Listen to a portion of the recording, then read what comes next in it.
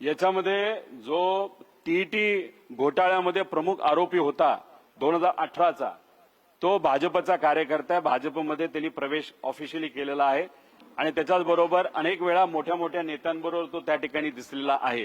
त्याचे आणि क्रिस्टल या कंपनीचे फार जवळचे संबंध आहेत आणि बऱ्यापैकी त्याचे लाड त्या माध्यमातून त्या ठिकाणी पुरवले जातात आणि एक फार मोठ्या नेत्याचे आर्थिक व्यवहार हा माणूस त्या ठिकाणी बघतो. त्याचं नाव काय नाव, सौरी का काहीतरी नाव आहे, अभिषेक, तो त्या ठिकाणी आहे. त्याच्याच बरोबर एमपीएससीचे जे अध्यक्ष आहेत त्यांच्या पास्ट बद्दल मी सांगितलं. ते नक्कीच पॉवरफुल अधिकारी आहेत, पण त्यांची पॉवर त्यांच्या कर्तृत्वामुळे त्यांच्या पदामुळे येते, याच्यापेक्षा ते कोणाचे तरी जवळ आहेत याच्यामुळे ती पॉवर आहे अशी चर्चा आहे. आणि मग तशी चर्चा असल्यामुळे त्या माणसाला असं वाटतं की तो जे करेल त्याला कुणी काय करू शकत नाही. असा जर चुकून अहंकार जो केंद्र सरकारला होता, जो या युवांनी हाणून पाडला, असाच जर आयोगाच्या प्रमुखाला चुकून असेल तर मग आयोगाचं वाटोळ झाल्याशिवाय राहणार नाही.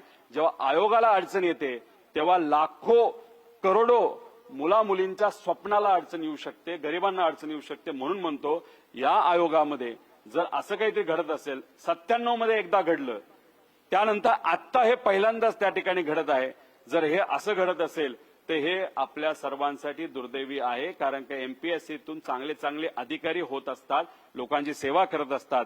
पैसे देऊन झालेला अधिकारी हा लोकांची सेवा कधी करत नसतो. जेवढे पैसे दिलेत त्याच्यापेक्षा 10 पट पैसे आपल्याला कसे कमवता येतील याचाच प्रयत्न तो करत असतो. तलाठी भरती हे सरळ परीक्षेच्या माध्यमातून झालेली भरती आहे. 40 लाख रुपये देऊन जर एखादा तलाठी झाला असेल तो पहिले 40 लाख वसूल करेल आणि मग लोकांच्या सेवेबद्दल त्या ठिकाणी विचार करेल. म्हणून हे जे काय पेपर लीक झाले, पेपर फुटलेले आहेत आणि त्याचं मी सगळं सत्र टीटी पासून पार पोलीस भरतीपर्यंत हे सगळ्या गोष्टी तुम्हाला सर्वांना सांगितलेल्या आहे. हे या सरकारमध्ये फार चुकीच्या पद्धतीने त्या ठिकाणी सुरू आहेत आणि मी फक्त आत्ताच सांगतोय असं नाही, आतापर्यंत या विषयामध्ये आम्ही बोलत आलेलो आहे. पण जेव्हा एमपीएससीचा पेपर फुटला हे म्हणजे जागा होण्याची वेळ त्या ठिकाणी आली आहे असं आमचं सगळ्यांचं मत आहे.